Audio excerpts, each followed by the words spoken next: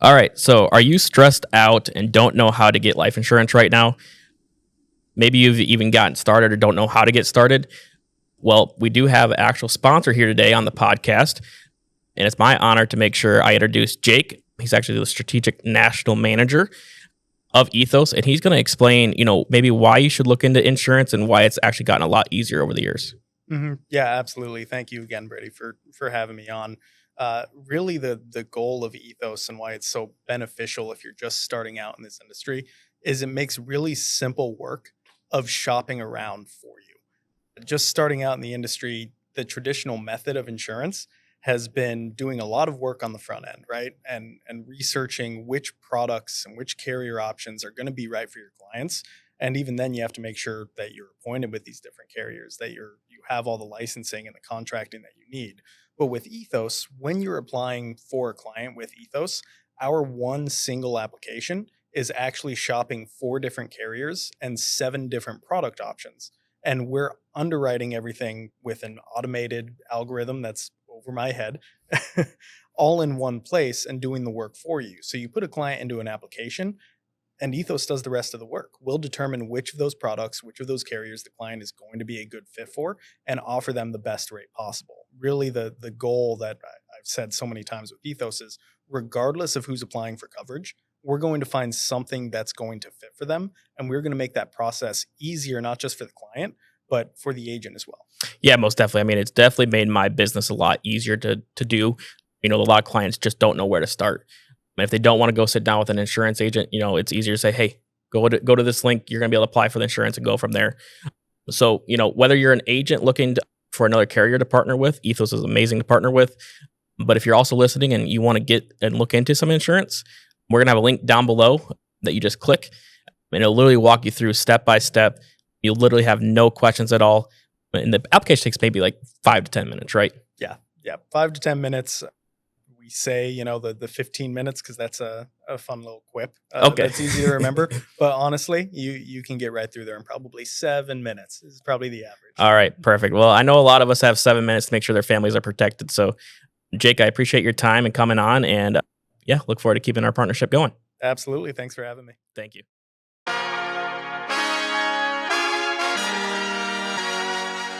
Alrighty, you guys. Well, welcome back to the third podcast and the third day of our training event. We just got it wrapped up here. If you're wondering why I'm looking to the right here, I have a very special guest, one of my best friends. We got started in the business around the exact same time. And man, I feel like this is the third podcast, and everyone everyone I've been interviewing are people that I'm either chasing or they're chasing me, and they're very, very close to me and make me nervous. So, but that's what I love about our business is we get to do that and be able to have that healthy competition. So, once again, these are the first podcasts. We're not going to be dressed like this every single time, but for the first ones, that's why we are dressed up nicely. So, but without further ado, I'm going to introduce Nicholas Weiner here, man. Welcome to the podcast. I appreciate it, man. I'm excited to be on. You are one of those people in my life that that you just have this way about you, and this your personality is everything that I'm looking for in a friend. You know what I mean? I have a lot of people in my past that don't believe in me the way that you do, and you're one of those people that sees the potential in everybody and wants to push them up. And so I'm really excited for you to get this podcast rolling, and I'm excited to see what's to come of this. Yeah, man, it's an exciting stuff.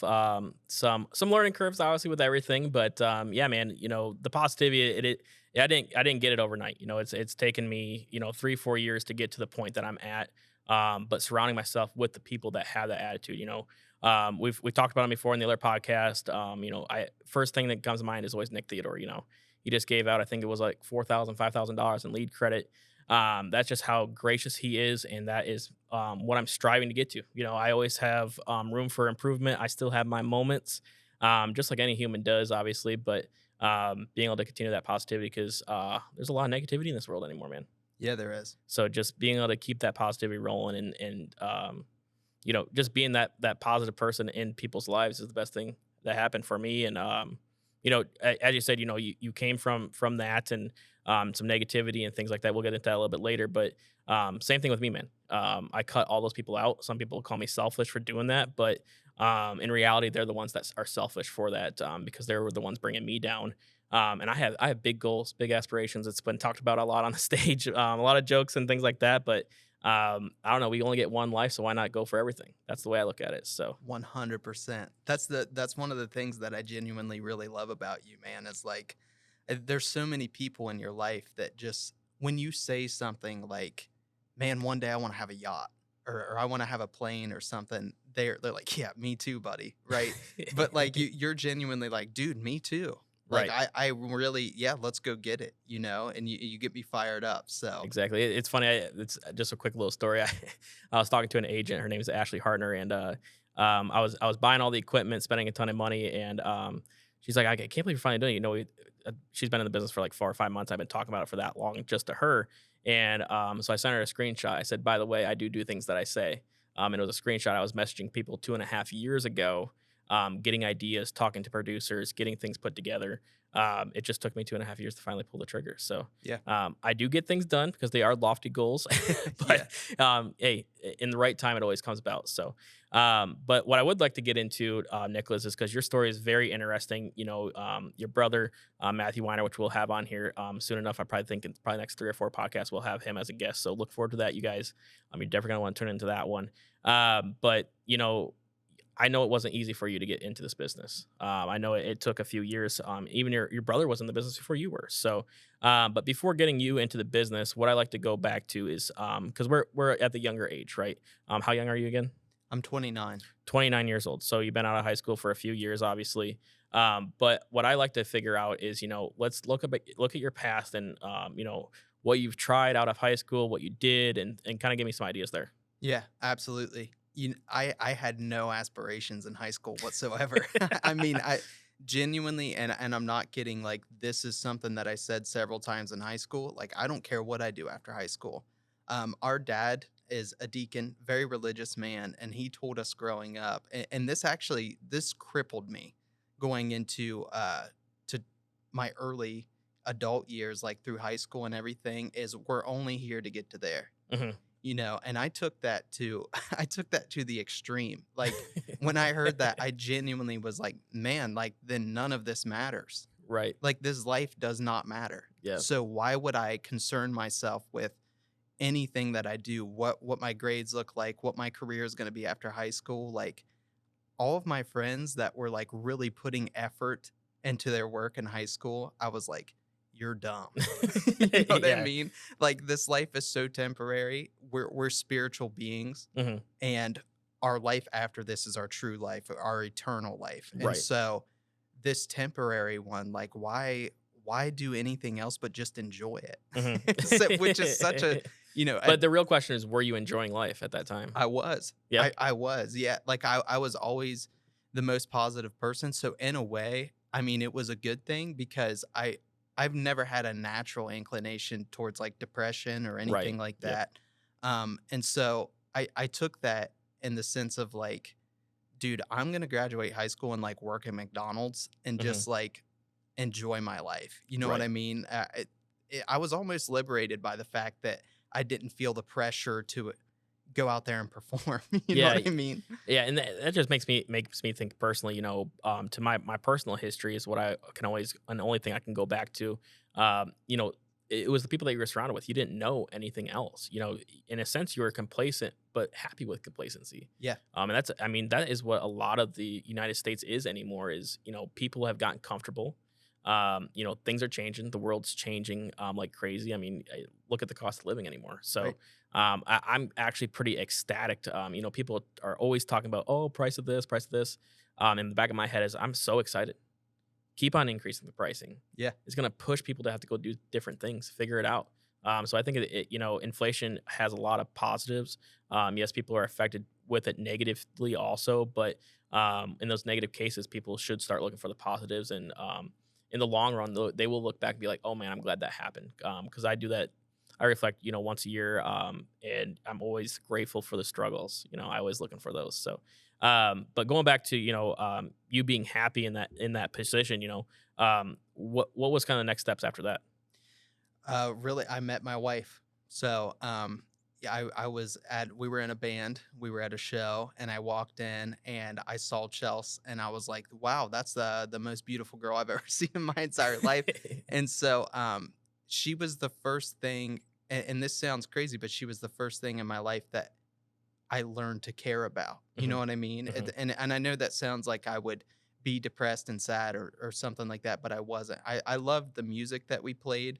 It wasn't still. I didn't have any aspirations to go out and like be a drummer or anything. I thought that that was pretty unrealistic. I knew that it likely wasn't going to happen. But when I met Chelsea, I knew that that was likely. I'm like, I just met my wife, Mhm. you know, and as much as I don't care about the temporary things in this world, I deeply care about her. And so I knew that we were going to get married. And so when she, Did you tell her that the first day? no, not the first day, not the first day. Well, if you guys don't know, you will by the end of this podcast. But if you don't know Nicholas, he will just say what he wants to say. Yeah, So 100%. to me, I could see him being like, "Wow, you're beautiful. I'm gonna marry you, by the way." Yeah. So I Yeah. just had to ask. I didn't know for sure. Yeah, So I did. I was very straightforward and was like, "Hey, I'm gonna walk down to this gas station and get a Monster. You want to come with me?" And she said something like, I don't know. I barely know you, creeper." So that's um, definitely her. yeah, Her personality. That's why you guys are perfect for each yeah, other. yeah. So If you notice us looking over, she's actually yeah, sitting here with us. I didn't even say that. Yeah, she is sitting right behind the computer here, Yeah, so she's in here listening to us yeah, talk about his life. So yeah. But she's really the first person in my life that pushed me. Believe it or not, you know, my parents, great people. I love them to death. But for one, I would hide my report cards and stuff a lot from them. But they didn't. I don't know. They were just never the type of people to like be overly concerned about that. And it's probably a lot to do with what Dad always told us. We're only here to get to there. mhm. And so when Chelsea got to know me, she was just like, "Dude, what are you doing? Like, you're this is pathetic. Your grades are like the worst I've ever seen." And she's like, she genuinely asked me like, why is this the way it is? And I said, "Ooh, it's just none of this matters. Like, it doesn't matter how I perform in high school. I can do whatever I want after. Like, I don't have to spend a ton of money to go to some university. If I want to do something that requires a degree, I'll go to a community college that's guaranteed to accept me. And, that's it." But to be honest, and I told her this, I would be happy just working the rest of my life at McDonald's. Like, Right. I don't need to do anything overly crazy. This is temporary. So I'm happy with just working at McDonald's, like whatever. And she basically was like, "You need to have bigger goals and aspirations than that." Mhm. And was the first person to really push me in that regard. Yeah, it's crazy to think about because, looking back, I mean, I've always had big dreams. I just never knew how I was going to facilitate them. Hmm. You know, so I tried everything, man. I mean, Nick the other makes fun of me, but I mean, at one point, I got heavily involved in church. Was speaking on stage there. I learned that I loved speaking on stage at that moment. And I thought I was going to go down the route of becoming a pastor at one point, and so. But thankfully, obviously, God pulled me in a different direction. Not saying pastors are bad or anything, but I'm just saying I'm just very happy with the way my life has turned out. So, but and then going from there, and still working at IHOP for 5 years, and then some people come into your life for a temporary period and convince you to do something different and changes a trajectory. And because I thought I was gonna be an engineer, I thought from the moment of high school I got involved in engineering, I thought I was gonna be an engineer. Like I was bone set on it. And then the first thing that kind of changed things was the pastor thing. I was like, you know what? There's different things I could do. It kind of put that seed in there, and it didn't grow right away, obviously. But I was able to start thinking of, man, maybe there is something different than engineering. Let's stay open, positive mindset, right? Hmm. And keeping things open to change. We talked a lot about adaptability in this business, and being able to be adaptable in life in general too. Really will propel you to the next level. I personally believe because it goes right back to ego too, right? If you have your brother was talking about having a 70% ego. I never heard that before. I always thought maybe I shouldn't have any ego, but you do need to have some to show that confidence and things like that. Hmm. Um, to be able to not persuade people, but be able to have that confidence when you walk into the room and just know that you're there for a reason. What I mean? And so, but if you overdo that, then it's not going to go anywhere. Yeah. People aren't going to want to talk to you. People aren't want to be friends with you. So really being able to, keep your eyes open and having people push you forward too. Sometimes you need that in your life too. Yeah. So, But kind of going back, sorry, I got cut off on a tangent there, but so you met Chelsea, and then what kind of happened? Yeah, I mean, obviously, we got serious pretty quick, even though we both said that we didn't want a relationship right away. And so, Making a few kids. yeah, yeah, no, I was 16 and she was 15, but yeah, we got serious, started spending a lot of time together, and so, she, like I said, she really started to push me to find something different, and so what ended up happening, I was working at McDonald's, and I was like, okay, she's right, like I should find a real career. And so this was my flash forward to senior year in high school. I had to take my sister, my younger sister, to a dentist appointment, and Mhm. she was getting her teeth cleaned. And the hygienist came in, and I was like, "Do you like your job?" And she said, "Yeah." And I was like, "You make pretty good money?" And she said, "Yeah." And I was like, "Okay, that's what I'll do." Like that's all the further thought that I put into it. And so I literally went and I applied for a dental assistant position at the local dentist office in where I grew up, and went to first Columbus. No, actually, I went to Hawking College, and then I went to Ohio State, and then I went to Columbus State. Jesus. Yeah, You really opened up your options, started going to it, trying everything there. 100%. Yeah. And so I was I was going from failure to failure because it was still like I didn't ultimately care about it. And I was not willing to put in the effort for what I needed to do to even get like general classes done. Right. Mhm. And so what I ended up doing, I was going to school for, like I said, dental hygiene. And I hated it. I hated working at the dentist office. And I was like, I gotta find something that like doesn't require as much schooling. Like Right. something that I can work and learn at the same time, right? So naturally, where are you gonna go? Trades, right? Yep. Hey, So shout out to the tradesmen. I'm from Iowa, so my yeah, one of my good friends from middle school, actually, I'm still friends with him. He's in the trades, he's an electrician. So shout out to them guys. nice. Yeah, Yep. and that's the trade I went to. Oh, really? Okay. Yeah, yep. I went to IBW and absolutely no experience whatsoever. And this is flashing forward quite a few years. At this time, Chelsea was pregnant with our first child. We had been married.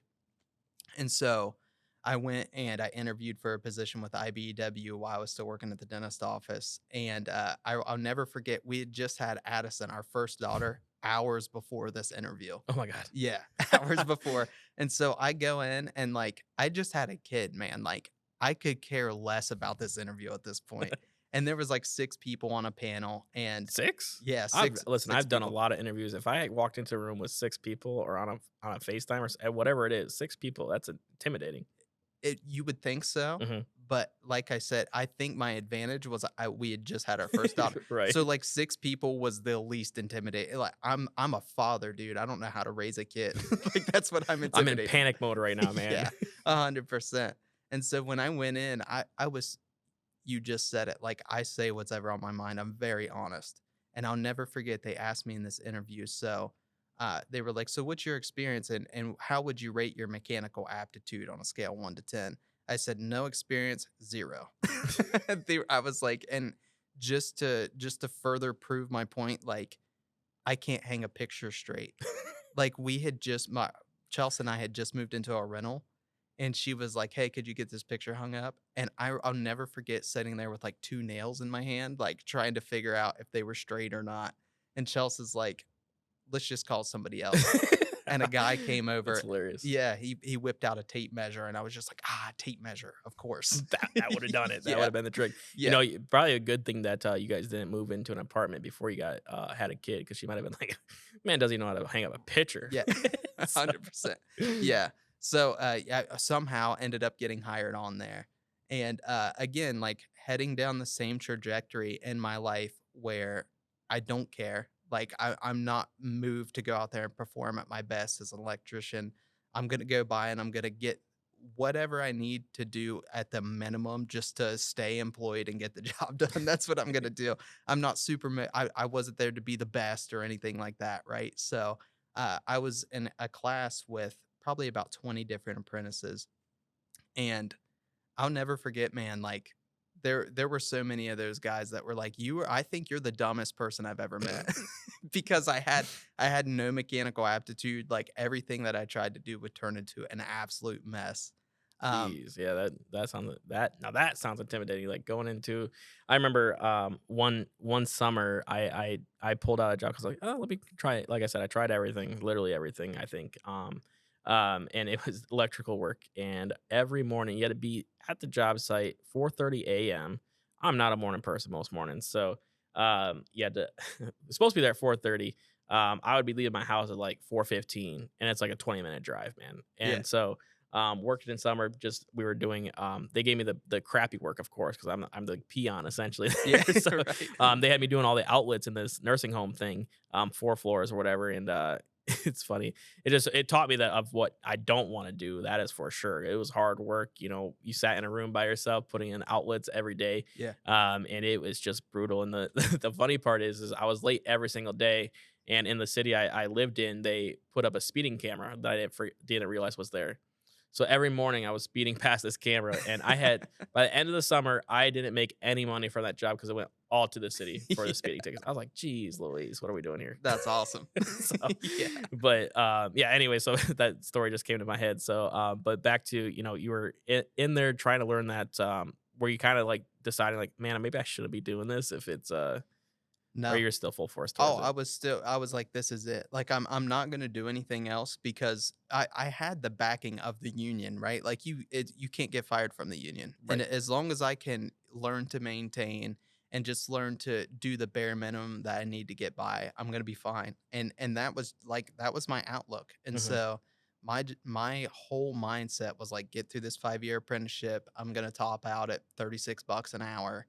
There's great healthcare here. You know, we had an annuity, we had really good retirement set up. I'm like, this is great for my family. You know, Right.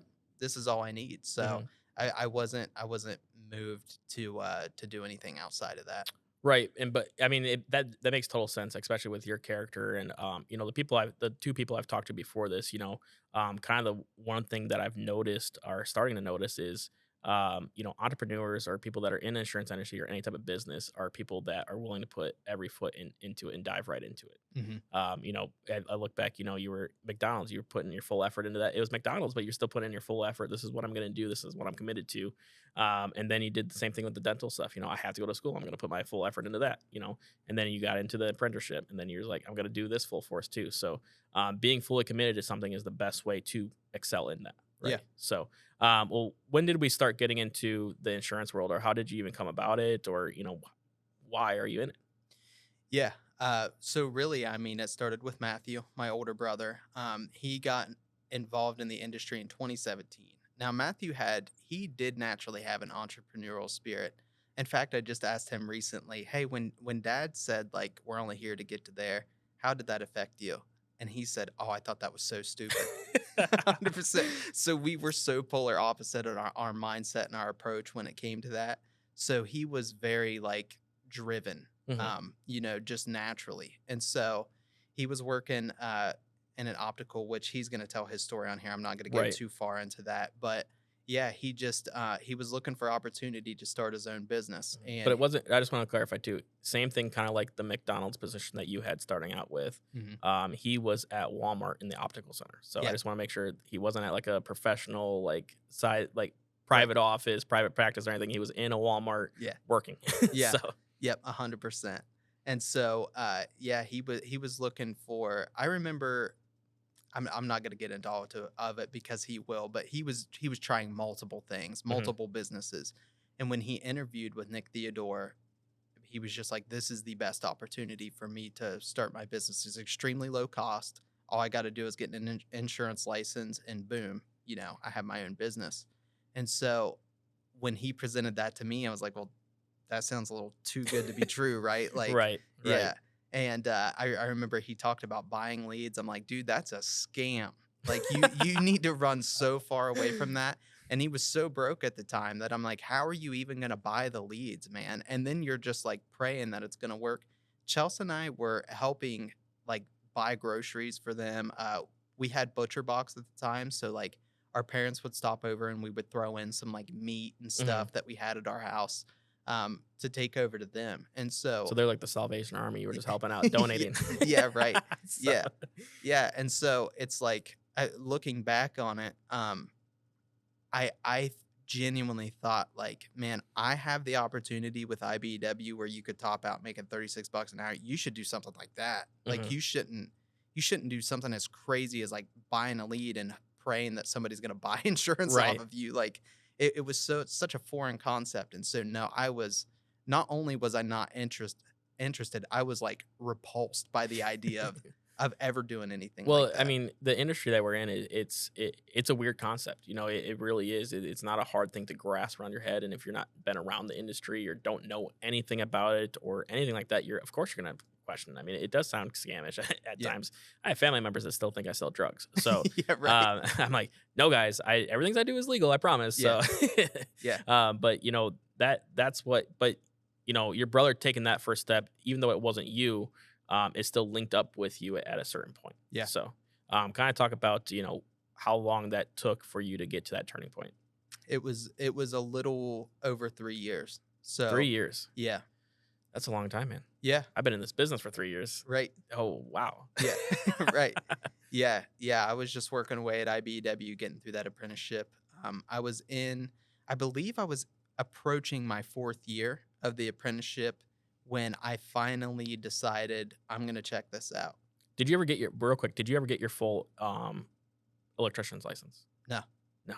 No. That is the crazy thing to me about trades is they get you in there and you are in there busting your rump for I know it's little to no money. None. None. Yeah. Trust me, I know my buddy. He struggled for years. I think 5 or 6 years he struggled. Yeah. I think it was just a year ago he just finally got his license. And I'm like, Man, and let me tell you this, like reflecting back on, where we are now, I tell Chelsea all the time, can you imagine working for $36 an hour? That sounds terrible.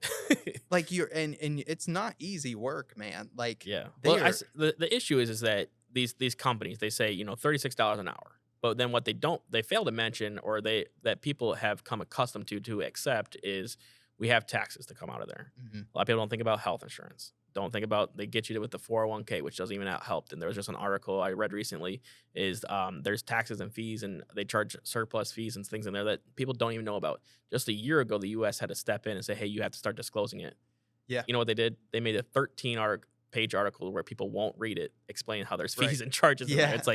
It's like I think the U.S. and that's the only thing I know. That's where I live, obviously. So people just became accustomed to that. You were accustomed to it. You're like, man, $36 an hour. Oh yeah. But when you break it down to, you're probably only making $18 an hour. Well, I will say, like the way the union's set up, your union that you package your actual hourly rate, I think is like somewhere between like $80 to $100 an hour. Mhm. But they are taking like health insurance stuff like that out, and so your actual on the hour check is $36 Okay. an hour. Perfect. So yeah, I mean, you technically, do you make good money? Mhm. Yeah, and is it great? But you never got to that point, though, right? No, I never even got to that point. Yeah. It's just reflecting back now, thinking about even making 36 when I can sit down with a family for an hour and make $500. Right. It's like, Uncomparable. That's Yeah, for sure. That's right. for sure. So, Yeah. yeah, I'm glad that you're not there. right. Yeah, So, me too. Hey, Me but if too. you're in trades and you love it, hey, that's what you want to do. Whatever you're passionate about, definitely follow whatever you're passionate about. 100%. We just found an opportunity that really stuck with us, and we're very passionate about helping people. So Yeah. I know that between you and your brother and everyone else that's their main thing that here. Money's great, but it comes down to helping people. So, so you started the transitioning part. It took you 3 years to get that point. And then why were you like, why did it take 3 years? Let's go there. Well, I mean, I remained on the side of skepticism for a long time. Matthew started having a lot of success. He was making well over 6 figures in the industry. And at that point, it transitioned from non-belief that doesn't work to you're putting money above God. Mhm. And so that's what my family would say. And to be honest, I was like, yeah, he is. I was like, he totally is. And, because he was working so hard, man. Like we know this is not an easy industry. It's not easy at all. No. And No. so he was out there busting his butt. Like, and one of the things that had happened was he missed Addison's birthday party one year. And I decided at that point, I'm not going to talk to him anymore. Your own brother. Yeah. I was like, dude, you are such a piece of crap. Like, you make your own schedule and you're not going to come to my daughter's birthday party. Mhm. And he tried to explain to me, he's like, dude, you have no idea what's at stake. in my life. And his dreams were so much bigger than a birthday party. You know what I Right, mean? Like, of right. course he's not going to be there. Well, a lot of But people get wrapped up on, I mean, birthday party. That's one other thing I've learned from Nick Theodore is, holidays, birthday parties. It's like sometimes if you're in a big family, it's an every week thing, yeah, and it's like people don't realize, we get one chance at this thing, yeah, and if you want to go do that stuff, just do that. But just know in the back of your head that, my biggest thing is I read a book once and it said, or I forget who said it. Somewhere I saw, and it really clicked with me. It said, "Do you want to be sitting in your rocking chair at 70-year-old, not being able to walk, not being able to do things, and having a regret? Do you ever want to just have a regret?" yeah, And so that sticks with me every day when I'm working. It's like I got to go out and keep on pushing at this thing, keep on doing it, because if I don't, or if I don't take that next step, or if I don't take that next challenge, I don't want to. Even if it's a year from now, my biggest fear is a year from now is to be in the same spot I was a year ago, yes, and it scares me and it haunts me every day. And yeah, I love it because I feel like I'm in a chase and somebody's yeah, chasing me 24/7, and the best person to compete against is yourself. yes, So always make sure you're chasing after that. So, right. but anyway, so back to what you were saying, it took a while to see your brother do that, which it makes sense. You guys were helping him out for a while with food and things, and so I could see why you were that way. Oh, for sure. Yeah. And absolutely, yeah, we were helping out. But like I said, he started gaining a lot of success fairly quickly in this industry. It's not too often somebody gets in this and makes six figures year one, Right. And so it still didn't drive me to ask questions or want to have any involvement in the business because, again, at this point in my life, like, I don't care about money. I don't care about any of that stuff. Like, that doesn't do it for me. I'm not attached to worldly things. This is Mhm. temporary. I care about raising my daughters and being a good husband to my wife, and that's pretty much it. Like, that's all I'm interested in doing. And so, really what ended up happening was Matthew was leveling up in his personal life. And so, kind of what you were talking about, where you're just such a driven person, now what I've learned is that naturally, when you're that type of individual, you're going to repel all the wrong people in your life. Yep. They're going to go away. Circle gets small quick. It does. And all of the right people are going to either come into the circle or they're going to stay outside. And so I really had a decision to make with Matthew. Like, am I going to come into the circle or am I going to stay away? And obviously, he's my brother. I love him. And I know that at his core, he's always been the best person that I know. Genuinely, just a genuinely good-hearted, good man. And so even though he was distant in my life at that point, of course I still kept up with him. I wanted to know what he was doing. He tried not to talk business with me as much as possible because He's I like, was, man, he's probably thinking like, man, this man's been talking bad about this the whole yeah, time. yeah, 100%. Yeah. He had no interest in talking to me or the family about it anymore. He would come around every now and then and just talk, just surface level stuff, but he didn't want to get involved in what was going on with his business. So, what was the first thing that Matthew, in his life that you saw that you're like, there must be something here? Like, I'm starting to see things that I didn't even think were possible. Yeah. It was his conviction level and his confidence and the way that he was changing as a man, that really started to make me open up my eyes to, man, maybe I got this all wrong. Maybe my perspective on life sucks. you know? And I really, for the first time, got to thinking about all of that stuff, and it made me reflect on where I was and the way that I thought. And we had actually had a conversation about it, and he was like telling me things that really sunk in, like, man, if what you're saying is true about, like, you want to be the best husband and the best father that you possibly can, then how can you do that living a mediocre life? Yeah, True. that's a big, Yeah. that's a deep thought, but Yeah. that's definitely factual. I mean, Right. yeah, yeah. Yeah. So he started to chip away at my brain. And then I'll never forget it. There's been 2 times in my life that this has happened.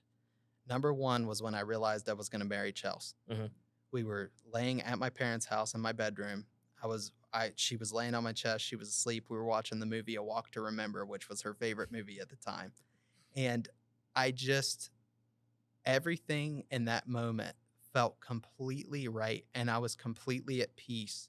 And I almost felt like this weight lift off of my shoulders.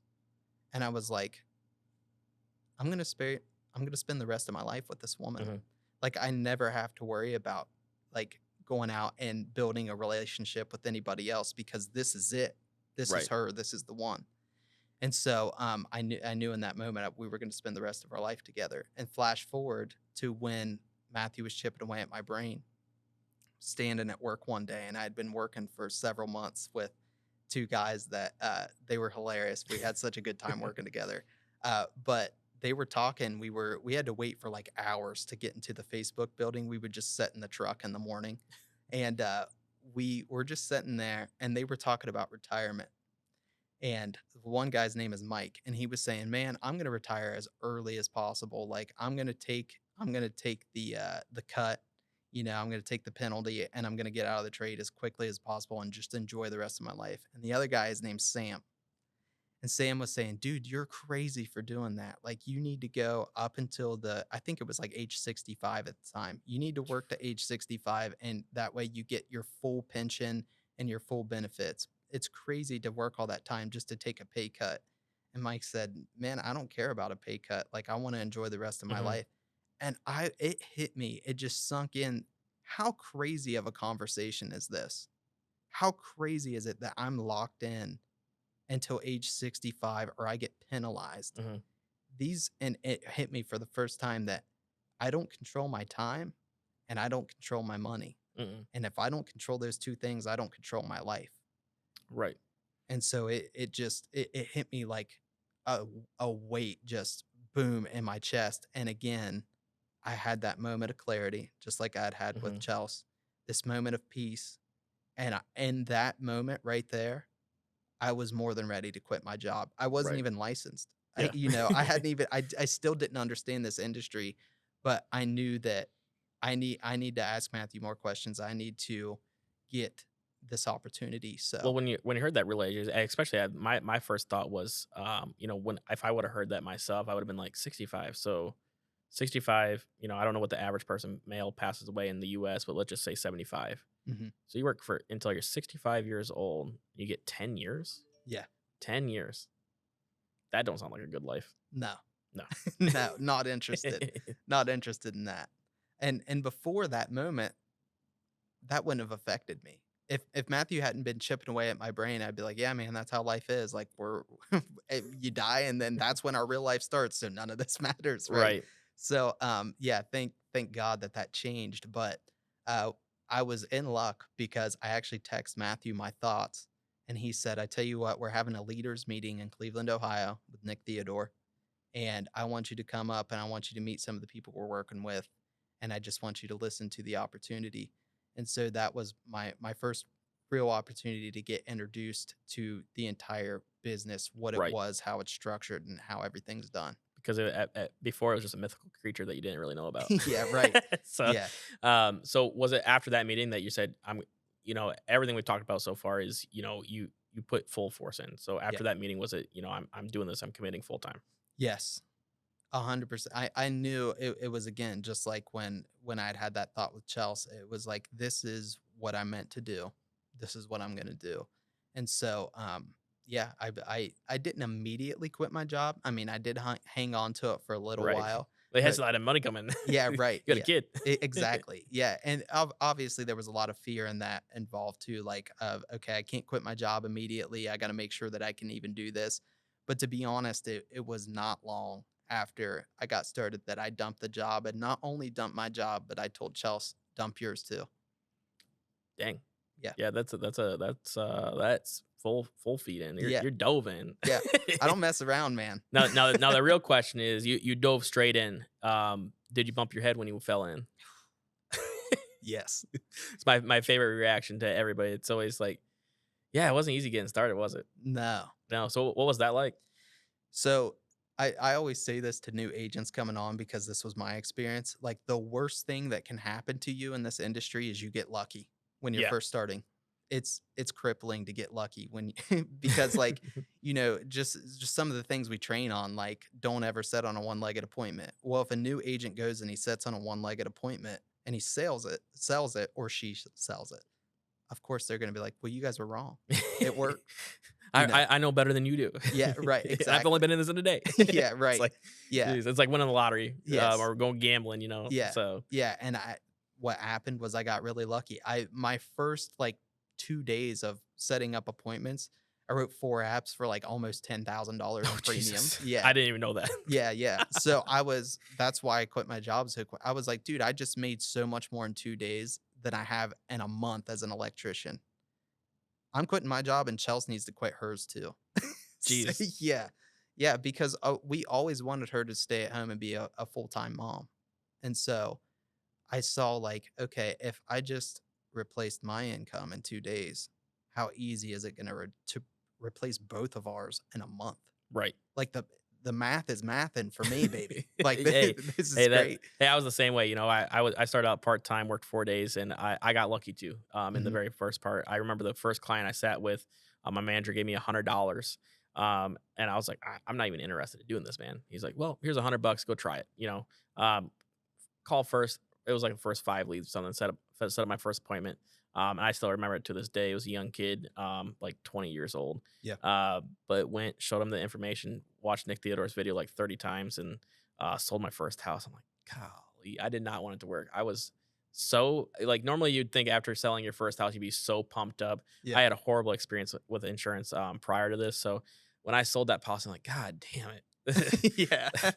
I actually got to look into this now. Shoot. Right. So I was so mad. I was driving home, beating on my steering, like, why did I have to sell that? Why did I have to help him? And then so it's just like, it's crazy to think about that. Some people do get lucky, but it was a bad thing for me too. Yeah. Well, looking back now, is a great thing that I had instant success, but so yeah, we definitely don't want that Yeah, usually. right. So, No, no, no. so you do well, quit your job, and then when was the point that you were like you had some struggles? It was pretty much the next month. I mean, So- like, I had a natural ability for whatever reason. I was writing some big apps, so like we would get by on just like a few, like, and it was like rookie mindset. Like when I was getting in front of somebody, I was typically selling. well, real quick. So prior to switching, what was your income at your job? I was making around 3,500 a month. $3,500. So in your head, you just had to make that, and Yeah. then you were still kind of in that mindset, still learning. So that's probably why you fell back because you got comfy. Right. You're like, I just made $10,000. But your head was like, oh, I don't have to work for 2 months. Yeah. Right. Yeah. So- 100%. Yeah. And I had that natural inclination from the beginning where if I make all my money on Monday, like I'm not working Tuesday through Saturday. You know what I mean? Like, yeah, incomes. Again, it kind of came back to the mindset of my financial blueprint where I'm like, well, bills are paid with this, so good to We're good. go. You're Yeah, gonna chill. I don't need anything more. Like this is perfectly fine. Mhm. But what it led to is we didn't have an egg saved up, Right. and so when the struggle hit, it hit hard. And then you were like, there's just no plan B. There was no plan B. None. The only plan B that we had was credit cards. Hey, thank you, credit card companies, right? Yeah, right. Yeah, I yeah. feel like they're the backbone of entrepreneurs. That's for sure. Yeah, they really are. They may not know that, but they are. Yeah, yeah. So, Yeah. so you go through that. With before you said no plan B. Was there any moments though where that second month you're like, man, should I have done this? Oh, 100%. I was so scared, man. And Chelsea had dropped down. She didn't quit, but she dropped down to 2 days a week. And so that's not a lot of money, right? No, Not 2 days. Yeah, No. yeah, right. And I felt all of the pressure of it, the weight of all of the decisions that I had made.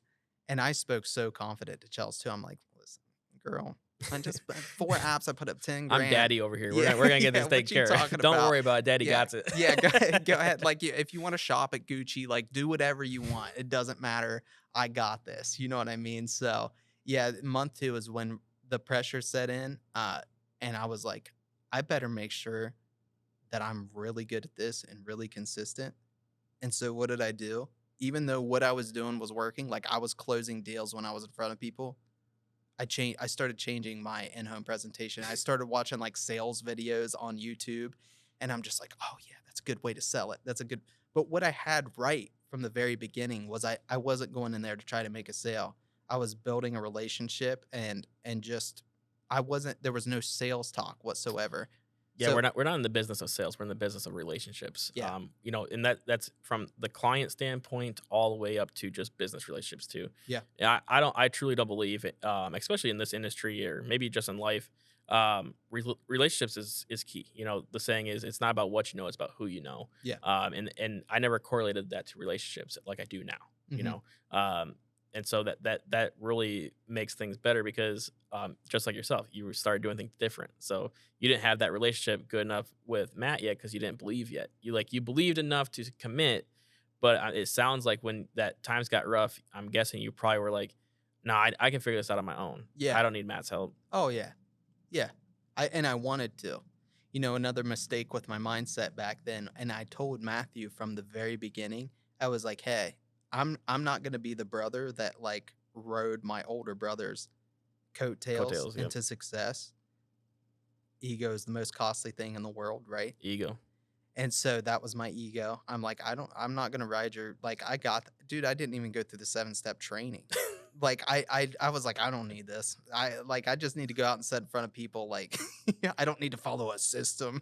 You know what I mean? It's probably the brother thing too. You're like, man, if he can do it, I know I can do it, and Yeah. I don't need any of his help. I can do Yeah. this. I'm a badass at Yeah. this. Yeah. So And I did have this confidence too of like, even though I barely knew anything about the business of Matthew's been doing this for years, like I've heard enough. I've heard enough to be able to get by, you know what I mean? right, I get the right, concept. And so, yeah, unfortunately, that was my mindset at the time and it crushed us. It yeah. crushed us.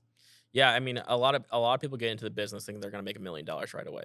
And it's unfortunately, can you do it? Anything's possible. You have a chance, as we say, right?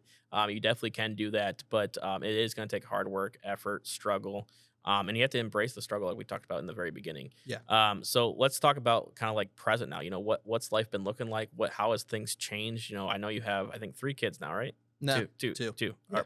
We're talking about the third one though. We're talking about a third. Yeah. So maybe 3 here in the future, but I bet you wouldn't be thinking about a third kid if you're making $36 an hour. No. No, okay. Yeah. So let's talk about like right now where you're at, where your business is at, and how you got there. Yeah. You know, Yeah. So to kind of back up to where I was to where I am now, I think the one thing that I got right during that whole time is despite the fact that I was failing at an unbelievable rate. Like I can remember being in Orlando, Florida at a boot camp and we were negative like 480 some dollars in our bank account, had no credit cards. Credit cards were maxed out and we couldn't apply for another one. So we took my mom's don't you Discover hate that when card. you're like, man, just give me an extra $500? Yeah, And right. you go out to every credit card, denied. Yeah, It's like, exactly. just Yeah. somebody come please save me. What's funny too is like that I kept on doing that. I was applying for credit cards and I would be like, well, this next one though, it's gonna fix everything. My habits aren't changing. I'm not changing anything I'm doing. I'm still not gonna plug in the way I need to, but this next credit card's gonna fix everything. Everything. It's gonna turn everything around. Yep. And so yeah, that's the point that it led me to maxed out credit cards, negative in the bank account. And you think like, how are you flying down to Orlando, Florida? Sorry, guys. There's like I don't Yeah, know if there's you're a so- piano playing or something, but that just distracted me. I'm so sorry. But Yeah, I started hearing it too. sorry, a little ADD there. Yeah. So No. where were you? Sorry. Yeah, no, I would. So a lot of people would say like if you're negative 400 some dollars in your bank account, you have no access to credit cards. How did you get down to Florida? Well, part of being negative, we bought our plane tickets already. Mhm. And then obviously I told my parents, I was like, this is the position we're in. And my parents actually loaned us some money, gave us that credit card. And then when we went down, Matthew paid for our Uber to get to the event. We stayed in a $50 Airbnb. We cooked pasta that we brought from the house. We had no food at the house. Right. I can't tell you, Chelsea and I get choked up talking about this, Mhm. how scary it is to be a father with a wife and 2 kids and not have food. Like, Yeah. whew, yeah. Yeah. I mean, we don't well, a lot of people don't talk about it. Yeah. It's the reality in this life is that you know, struggles do happen. You know, I've been same position. I didn't know where I was going to eat the next day. Yeah. And I do have a little bit of ego, and I'm not going to ask people for help. I'm going to Yeah. figure it out. And because that's what I do. You know, a lot of people tell me that all the time. You know, the one thing that they know about me is when I say I'm going to do something, I'm going to figure out. And I don't know how I'm going to. I don't personally know how I'm going to figure it out, but Yeah. it always ends up good. But that's just, you know, I know you're a very faithful person, just like I am, and you know, not to get religious or anything like that, but that's literally how I run my life. You Yeah. know, I really literally do not stress about anything. I let him guide me to where I need to go. Yeah. Because the moment I start stressing when things start going bad. Yep.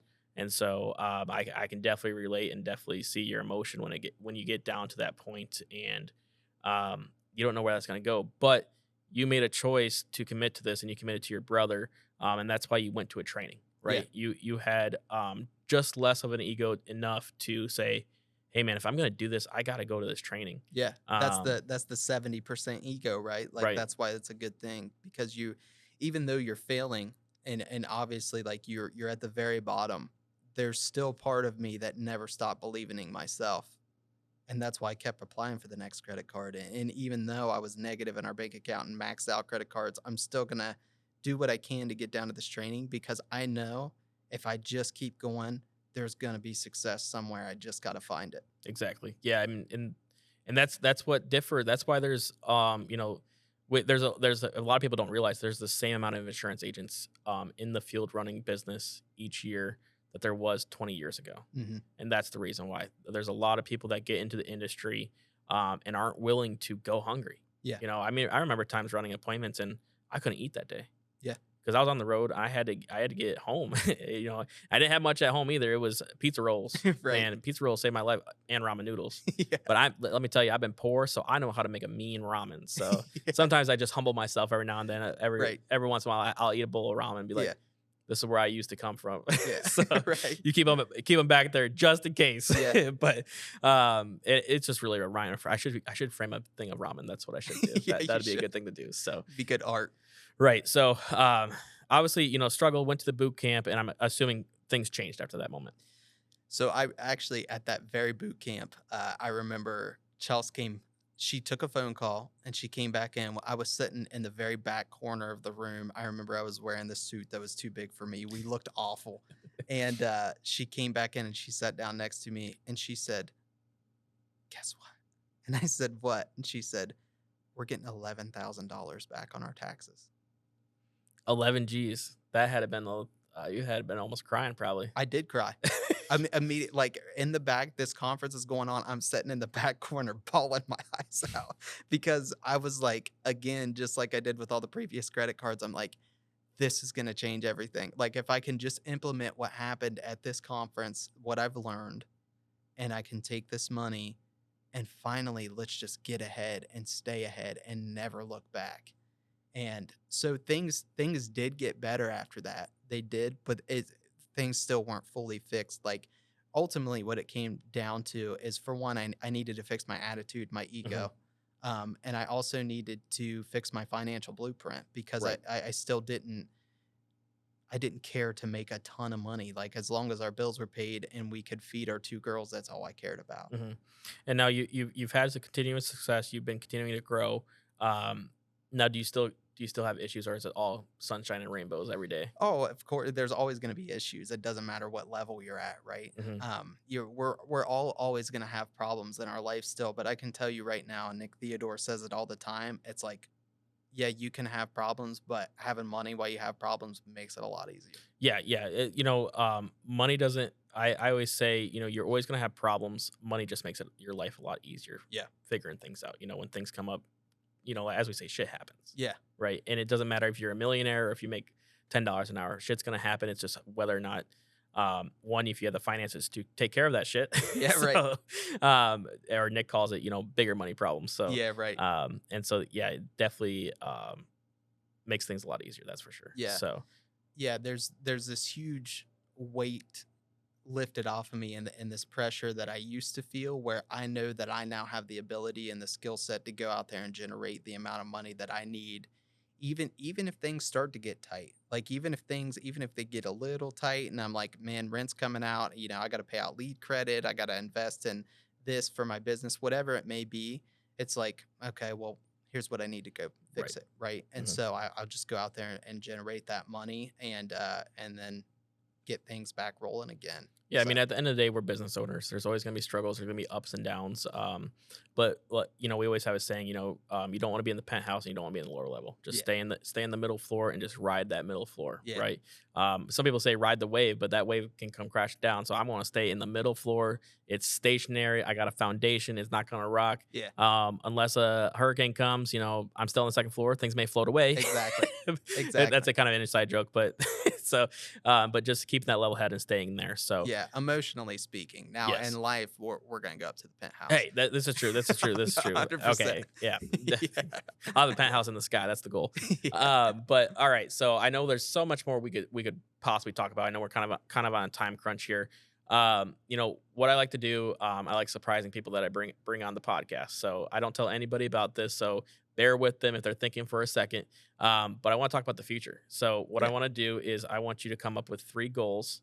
And then 6 months from now in January, we're gonna be able to review the clip and watch it live, and we're gonna see your goals, and we're gonna have your reaction and see whether or not you accomplish those goals, and you know where you're at then. Yeah.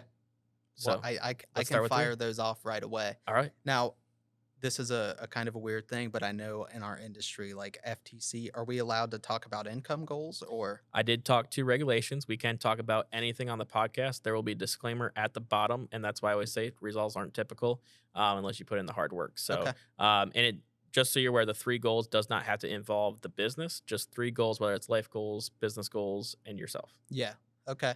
Yeah. Well, this business is really the car that I'm riding in to get to the point in life that I want to be. So a lot of my goals, they are life goals, but they heavily involve the business, Yep. right? Because this is where it's going to get us where we want to go. And so right now, currently for the year, we're pacing for about $150,000 income. I want to increase that to 200,000, and so we got a plan together to hit $200,000 in income by the end of the year. I've not made multiple 6 figures yet, right? So Mhm. I would definitely want to at least make $200,000 at a bare minimum. And then I also want to break out as RM within the next 6 months by the end of the year. Definitely want to hit RM. Just real quick, just for people that don't understand what RM, that is just a management title and building your agency to a bigger level. So Yeah. Yeah, absolutely. Yeah, and then really just hitting the goal of getting at least 1 new writer started a week, and that way, by second quarter of next year, I can just retire out of the field and really start managing my agency and spend all of my time with my family. right, yeah, I mean those sound like amazing goals. That's definitely going to propel you to a way higher level. And even you know it sounds like a small goal, but that 1 agent started per week, it adds up quick. I mean there's 52 weeks in this year, Yeah, or every year actually. So yeah. I Every don't know why I single said one. this year. Every year is 52 weeks. So I mean, at the end of the day, you know, that's gonna be 52 writers. You know, 52 writers. If you guys don't know, you are well beyond financially free at that point. Yeah. And your business is healthy, growing, and you never have to worry about a dollar again. So. Right.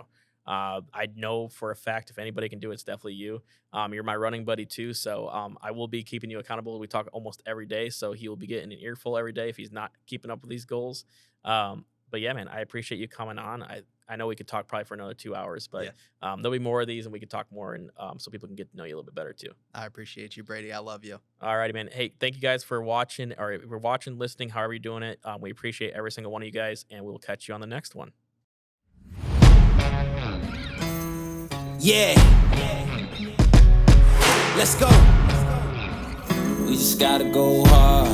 I go the hardest. I bring the pain. Not what you used to. It's all part of the game. Yeah, I just gotta go hard. I just gotta go hard. Go hard. Go hard. Yeah, oh yeah, the beast back. Adrenaline pumping through my veins, can't relax. Original, I am not the same as these cats. I sting them if they never ever minding they beeswax. I don't ever cap, but I'm wearing like 3 hats. Never been a rat, but I know where the cheese at. You'll never get a trophy, cause they all here where we at. You better believe that. When it's all said and done, I'd still be here standing. Never took a loss, and it ain't something that I'm planning. I dare you to say something.